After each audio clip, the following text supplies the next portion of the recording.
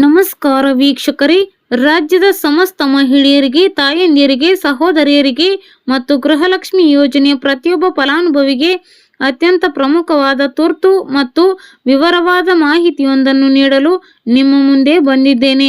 ನಮ್ಮ ರಾಜ್ಯ ಸರ್ಕಾರವು ಜಾರಿಗೆ ತಂದಿರುವ 5 ಗ್ಯಾರಂಟಿ ಯೋಜನೆಗಳಲ್ಲಿ ಅತ್ಯಂತ ಜನಪ್ರಿಯ ಹಾಗೂ ಲಕ್ಷಾಂತರ ಕುಟುಂಬಗಳಿಗೆ ನೆರವಾಗುತ್ತಿರುವ ಯೋಜನೆ ಎಂದರೆ ಅದು ಗೃಹಲಕ್ಷ್ಮಿ ಯೋಜನೆ. ಆದರೆ ಕಳೆದ ಕೆಲವು ತಿಂಗಳುಗಳಿಂದ ಈ ಯೋಜನೆಯ ಹಣ ಬಾರದೆ ಲಕ್ಷಾಂತರ ಮಹಿಳೆಯರು ತೀವ್ರ ಗೊಂದಲದಲ್ಲಿದ್ದರು, ಕಾಯುತ್ತಿದ್ದರು ಮತ್ತು ಸರ್ಕಾರ ಯಾವಾಗ ಹಣ ಬಿಡುಗಡೆ ಮಾಡುತ್ತದೆ ಎಂದು ನಿರೀಕ್ಷಿಸುತ್ತಿದ್ದರು. ಈಗ ಸರ್ಕಾರವು ಈ ಬಾಕಿ ಹಣದ ಬಿಡುಗಡೆ ಪ್ರಕ್ರಿಯೆಗೆ ಚಾಲನೆ ನೀಡಿದೆ.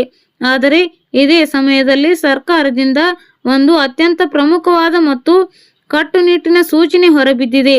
ನೀವು ಈ ವಿಡಿಯೋದಲ್ಲಿ ಹೇಳುವ ಪ್ರಮುಖ ಕೆಲಸವನ್ನು ಜುಲೈ 30ರ ಒಳಗಾಗಿ ಅಂದರೆ ಇನ್ನೂ ಕೆಲವೇ ದಿನಗಳಲ್ಲಿ ಪೂರ್ಣಗೊಳಿಸದಿದ್ದರೆ ನಿಮ್ಮ ಖಾತೆಗೆ ಬರಬೇಕಾದ ಮುಂದಿನ ಪ್ರತಿಯೊಂದು ಕಂತಿನ 2,000 ರೂಪಾಯಿ ಹಣ ತಡೆ ಹಿಡಿಯಲ್ಪಡುತ್ತದೆ.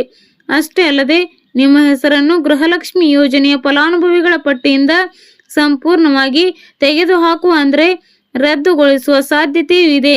ಆದ್ದರಿಂದ ಈ ವಿಷಯವನ್ನು ಪ್ರತಿಯೊಬ್ಬ ಗೃಹಲಕ್ಷ್ಮಿಯು ಅತ್ಯಂತ ಗಂಭೀರವಾಗಿ ಪರಿಗಣಿಸಬೇಕಾಗಿದೆ.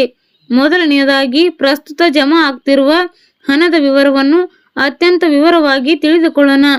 ಕಳೆದ 2-3 ತಿಂಗಳುಗಳಿಂದ ರಾಜ್ಯಾದ್ಯಂತ ಯಾವುದೇ ಕಂತಿನ ಹಣ ಜಮಾ ಆಗಿರಲಿಲ್ಲ. ಇದರಿಂದಾಗಿ ಸಾಕಷ್ಟು ಬಡ ಕುಟುಂಬಗಳಿಗೆ ದಿನನಿತ್ಯದ ಸಂಸಾರದ ಖರ್ಚು ವೆಚ್ಚಗಳನ್ನು ತೂಗಿಸಲು ಕಷ್ಟಪಡುತ್ತಿದ್ದ ತಾಯಂದಿರಿಗೆ ತುಂಬಾ ತೊಂದರೆಯಾಗಿತ್ತು. ಆದರೆ ಈಗ ರಾಜ್ಯ ಸರ್ಕಾರವು 31ನೇ ಕಂತಿನ ಹಣ ಅಂದರೆ ಏಪ್ರಿಲ್ ತಿಂಗಳ ಬಾಕಿ ಹಣವನ್ನು ಬಿಡುಗಡೆ ಮಾಡಲು ಅಧಿಕೃತವಾಗಿ ಒಟ್ಟು 24,400 ಕೋಟಿ ರೂಪಾಯಿಗಳನ್ನು ಅನುಮೋದಿಸಿ ಬಿಡುಗಡೆ ಮಾಡಿದೆ. ನಮ್ಮ ಕರ್ನಾಟಕ ರಾಜ್ಯದಲ್ಲಿ ಒಟ್ಟು 1,24,48,000ಕ್ಕೂ ಹೆಚ್ಚು ನೋಂದಾಯಿತ ಮಹಿಳೆಯರು ಈ ಗೃಹಲಕ್ಷ್ಮಿ ಯೋಜನೆಯ ಲಾಭ ಪಡೆಯುತ್ತಿದ್ದಾರೆ. ಸರ್ಕಾರ ಬಿಡುಗಡೆ ಮಾಡಿರುವ ಈ 2,400 ಕೋಟಿ ರೂಪಾಯಿ ಹಣವು ಈಗಾಗಲೇ ರಾಜ್ಯದ ವಿವಿಧ ಜಿಲ್ಲೆಗಳಲ್ಲಿರುವ ಗೃಹಲಕ್ಷ್ಮಿಯರ ಬ್ಯಾಂಕ್ ಖಾತೆಗಳಿಗೆ ಹಂತ ಹಂತವಾಗಿ ನೇರ ನಗದು ವರ್ಗಾವಣೆ ಅಂದರೆ DBT ಮೂಲಕ ತಲುಪಲು ಪ್ರಾರಂಭವಾಗಿದೆ. ನಿನ್ನೆಯಿಂದಲೇ ಹಲವು ಜಿಲ್ಲೆಗಳಲ್ಲಿ ಮಹಿಳೆಯರ ಮೊಬೈಲ್ಗಳಿಗೆ ಹಣ ಜಮಾ ಆದ ಬಗ್ಗೆ ಮೆಸೇಜ್ಗಳು ಬರಲು ಶುರುವಾಗಿವೆ. ಇಲ್ಲಿ ನೀವು ಮುಖ್ಯವಾಗಿ ಗಮನಿಸಬೇಕಾದ ವಿಷಯವೇನೆಂದರೆ ಕೇವಲ ಏಪ್ರಿಲ್ ತಿಂಗಳ ಕಂತು ಮಾತ್ರವಲ್ಲ, ಇದರ ನಂತರ ಮೇ ತಿಂಗಳ ಕಂತು, ಜೂನ್ ತಿಂಗಳ ಕಂತು ಮತ್ತು ಈಗ ಜುಲೈ ತಿಂಗಳು ಮುಕ್ತಾಯಗೊಳ್ಳುತ್ತಿರುವುದರಿಂದ ಜುಲೈ ತಿಂಗಳ ಕಂತು, ಹೀಗೆ ಒಟ್ಟು 4 ಕಂತುಗಳ ಹಣ ಬಾಕಿ ಉಳಿದುಕೊಂಡಿದೆ. ಸರ್ಕಾರವು ಹಂತ ಹಂತವಾಗಿ ಪ್ರತಿಯೊಂದು ಬಾಕಿ ಕಂತಿನ ಹಣವನ್ನು ನೇರವಾಗಿ ನಿಮ್ಮ ಬ್ಯಾಂಕ್ ಖಾತೆಗೆ ಜಮಾ ಮಾಡಲು ಎಲ್ಲ ಸಿದ್ಧತೆಗಳನ್ನು ಮಾಡಿಕೊಳ್ಳುತ್ತಿದೆ. ಸರ್ಕಾರಕ್ಕೆ ತನ್ನದೇ ಆದ ಹಣಕಾಸಿನ ಯೋಜನೆಗಳು ಮತ್ತು ಲೆಕ್ಕಾಚಾರಗಳಿರುತ್ತವೆ.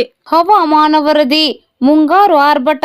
ಜುಲೈ 27ರವರೆಗೆ ಭಾರೀ ಮಳೆ, ಯೆಲ್ಲೋ ಅಲರ್ಟ್. ರಾಜ್ಯಾದ್ಯಂತ ಕೊಂಚ ಬಿಡುವು ನೀಡಿದ್ದ ಮುಂಗಾರು ಮಳೆ ಮತ್ತೆ ಭಾರೀ ಚುರುಕುಗೊಂಡಿದೆ.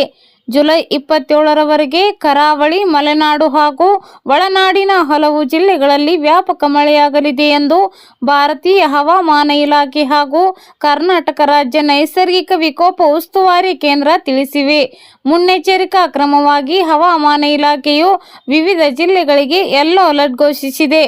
ಅರಬ್ಬಿ ಸಮುದ್ರದಲ್ಲಿ ಉಂಟಾಗುವ ಮೇಲ್ಮೈ ಸುಳಿಗಾಳಿ ಹಾಗೂ ಬಲವಾದ ಮಾರುತಗಳ ಪ್ರಭಾವದಿಂದಾಗಿ ರಾಜ್ಯದಲ್ಲಿ ಮಳೆಯ ಪ್ರಮಾಣ ಹೆಚ್ಚಾಗಲಿದೆ.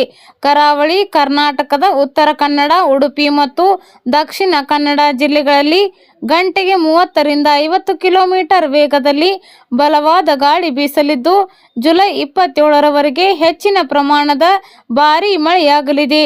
ಇನ್ನು ಮಲೆನಾಡು ಭಾಗದ ಶಿವಮೊಗ್ಗ, ಚಿಕ್ಕಮಗಳೂರು, ಕೊಡಗು ಮತ್ತು ಹಾಸನ ಜಿಲ್ಲೆಗಳ ಬೆಟ್ಟಗುಡ್ಡ ಪ್ರದೇಶಗಳಲ್ಲಿ ಸಾಧಾರಣದಿಂದ ಭಾರೀ ಮಳೆಯಾಗುವ ಮುನ್ಸೂಚನೆ ಇದ್ದು ಯೆಲ್ಲೋ ಅಲರ್ಟ್ ನೀಡಲಾಗಿದೆ.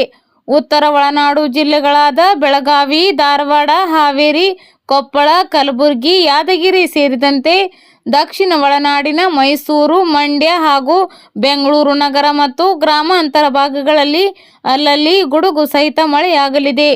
ಮೀನುಗಾರರಿಗೆ ಹಾಗೂ ಸಾರ್ವಜನಿಕರಿಗೆ ಎಚ್ಚರಿಕೆ. ಕರಾವಳಿ ತೀರದಲ್ಲಿ ಕಡಲು ಕೊರೆತ ಮತ್ತು ಅಲೆಗಳ ಅಬ್ಬರ ಹೆಚ್ಚಿರಲಿದ್ದು, ಮೀನುಗಾರರು ಜುಲೈ 27ರವರೆಗೆ ಸಮುದ್ರಕ್ಕೆ ಇಳಿಯದಂತೆ ಎಚ್ಚರಿಕೆ ನೀಡಲಾಗಿದೆ. ಮಲೆನಾಡು ಹಾಗೂ ತಗ್ಗು ಪ್ರದೇಶಗಳಲ್ಲಿ ನೀರು ನಿಲ್ಲುವ ಮತ್ತು ಭೂಕುಸಿತ ಉಂಟಾಗುವ ಸಾಧ್ಯತೆ ಇರುವ ಕಾರಣ ಸಾರ್ವಜನಿಕರು ಹಾಗೂ ಪ್ರವಾಸಿಗರು ಅಗತ್ಯ ಮುನ್ನೆಚ್ಚರಿಕೆ ವಹಿಸಲು ಸೂಚಿಸಲಾಗಿದೆ. ಜುಲೈ 24 ಶುಕ್ರವಾರ ರಾಜ್ಯಾದ್ಯಂತ ಶಾಲಾ ಕಾಲೇಜುಗಳು ವಿಶ್ವವಿದ್ಯಾಲಯಗಳು ಸಂಪೂರ್ಣ ಬಂದ್. ದೇಶಾದ್ಯಂತ ಲಕ್ಷಾಂತರ ವಿದ್ಯಾರ್ಥಿಗಳ ಭವಿಷ್ಯಕ್ಕೆ ವಿಘ್ನ ತಂದ ನೀಟ್ ಪ್ರಶ್ನೆ ಪತ್ರಿಕೆ ಸೋರಿಕೆ ಪ್ರಕರಣ ಇದೀಗ ತೀವ್ರ ರಾಜಕೀಯ ಪಕ್ಷಪಾತತೆಗೆ ಕಾರಣವಾಗಿದೆ. ನವದೆಹಲಿ ಸೇರಿದಂತೆ ಬೇರೆ ಬೇರೆ ರಾಜ್ಯಗಳಲ್ಲಿ ನೀಟ್ ಅಕ್ರಮ ವಿರುದ್ಧ ಪ್ರತಿಭಟನೆಗಳು ಜೋರಾಗಿದ್ದು, ಕೇಂದ್ರದ ವೈಫಲ್ಯ ಧೋರಣೆ ಖಂಡಿಸಿ ರಾಜ್ಯಾದ್ಯಂತ ಶಾಲಾ ಕಾಲೇಜುಗಳು ವಿಶ್ವವಿದ್ಯಾಲಯಗಳು ಜುಲೈ 24ರಂದು ಶುಕ್ರವಾರ ಸಂಪೂರ್ಣ ಬಂದ್ ಆಗಲಿವೆ. ಹೌದು, ವಿದ್ಯಾರ್ಥಿಗಳ ಭವಿಷ್ಯಕ್ಕೆ ಆತಂಕ. ನೀಟ್ ಅಕ್ರಮವು ಉಸ್ತುವಾರಿ ಸಂಸ್ಥೆಯಾದ ನ್ಯಾಷನಲ್ ಟೆಸ್ಟಿಂಗ್ ಏಜೆನ್ಸಿ ಮತ್ತು ಕೇಂದ್ರ ಸರ್ಕಾರದ ನಿರ್ಲಕ್ಷ್ಯದಿಂದಲೇ ಆಗಿದೆ ಎಂದು ವಿದ್ಯಾರ್ಥಿಗಳು ಆಕ್ರೋಶ ಹೊರಹಾಕಿದ್ದಾರೆ. ಸಿಜೆಪಿ ಪಕ್ಷ ಹಾಗೂ ಇತರರು ಕೂಡಿ ಬೃಹತ್ ಪ್ರತಿಭಟನೆ ನಡೆಸಿದ್ದಾರೆ.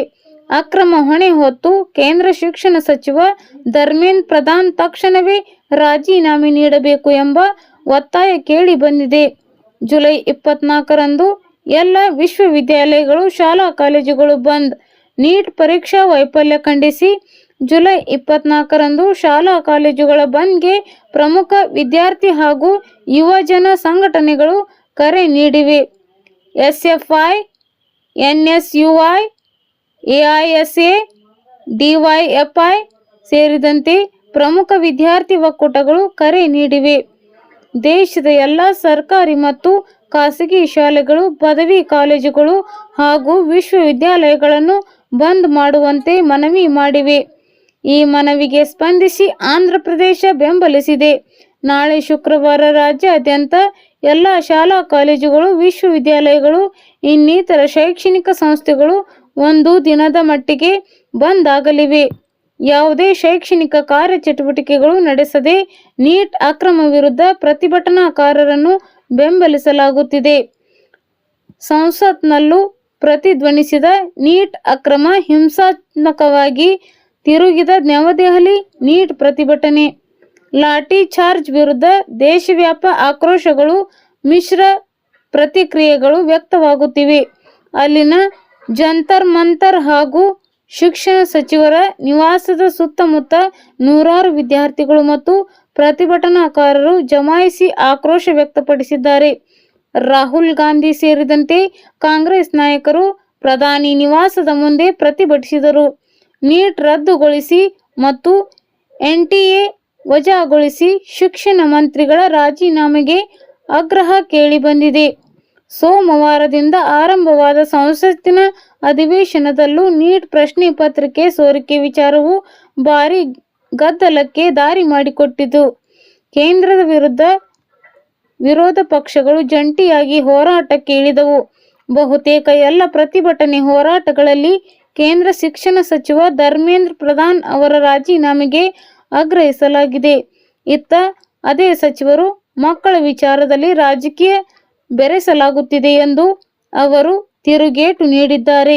ದೆಹಲಿ, ಕರ್ನಾಟಕ, ಆಂಧ್ರ ಪ್ರದೇಶ ಸೇರಿದಂತೆ ದೇಶದ ಅನೇಕ ಕಡೆಗಳಲ್ಲಿ ನೀಟ್ ವಿರುದ್ಧ ಆಕ್ರೋಶ ಕೇಳಿಬಂದಿದೆ. ಎಲ್ಲೆಡೆ ಪ್ರತಿಭಟನೆಗಳು ಬುಧವಾರವೂ ಮುಂದುವರೆದಿದ್ದು ಕಂಡು ಬಂತು.